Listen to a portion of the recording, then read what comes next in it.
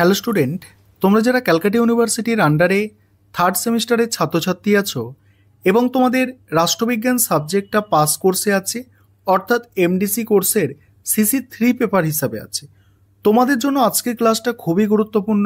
আজকের ক্লাসে তোমাদের একটি মক টেস্টের প্রশ্নপত্র নিয়ে আলোচনা করব। তোমাদের সিলেবাসের মধ্যে থেকে বাছাই করা গুরুত্বপূর্ণ প্রশ্নগুলো এই মক টেস্টের প্রশ্নপত্রে রাখা হয়েছে, যেগুলো তোমাদের পরীক্ষার জন্য খুবই গুরুত্বপূর্ণ। তোমাদের এই পেপারটার নাম হচ্ছে Indian foreign policy and strategy. এটা 75 মার্কস, অর্থাৎ 75 নম্বরের পরীক্ষা হবে। প্রথমেই তোমাদের থাকবে 5 নম্বরের প্রশ্ন, যেখানে 5টা প্রশ্ন দেয়া থাকবে, 3টে প্রশ্নের অ্যান্সার করতে হবে। যে প্রশ্নগুলো আমি রেখেছি 5 নম্বরের আকারে দেখো। আরেকটা বিষয় এখানে প্রথমে বলে নিই, তোমরা যারা ইংলিশ ভার্সনের স্টুডেন্ট আছো তোমরাও আজকে ক্লাসটা দেখো, কারণ তোমরা এই মক টেস্টের প্রশ্নপত্রটা ইংলিশেও পেয়ে যাবে।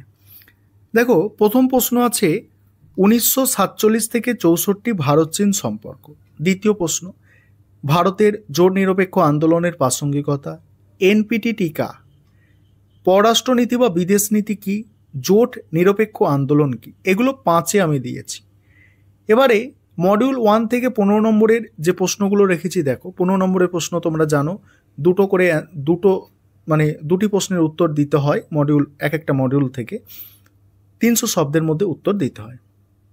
প্রথম প্রশ্ন, ভারত মার্কিন যুক্তরাষ্ট্রের মধ্যে সম্পর্ক। ভারতের পররাষ্ট্রনীতির বৈশিষ্ট্যগুলি আলোচনা করো। ভারত চীনের মধ্যে সম্পর্ক। এবার মডিউল 2 দেখো। তার আগে একটা বিষয় বলে নিই, তোমাদের জন্য স্টাডি মেটেরিয়াল তৈরি করা হয়েছে। তোমরা যদি কেউ স্টাডি মেটেরিয়াল পারচেস করতে ইচ্ছুক থাকো, সেক্ষেত্রে তোমরা নিচে স্ক্রিনে যে নম্বর দেখতে পাচ্ছ ওই নম্বরে যোগাযোগ করে স্টাডি মেটেরিয়াল পারচেস করতে পারো, অর্থাৎ কিনতে পারো। এবার মডিউল 2 থেকে যেগুলো তোমাদের করতে হবে, বা আমি যেগুলো মক টেস্টের প্রশ্নে রেখেছি, জোট নিরপেক্ষ আন্দোলন কাকে বলে, এর মূল নীতি বা বৈশিষ্ট্য।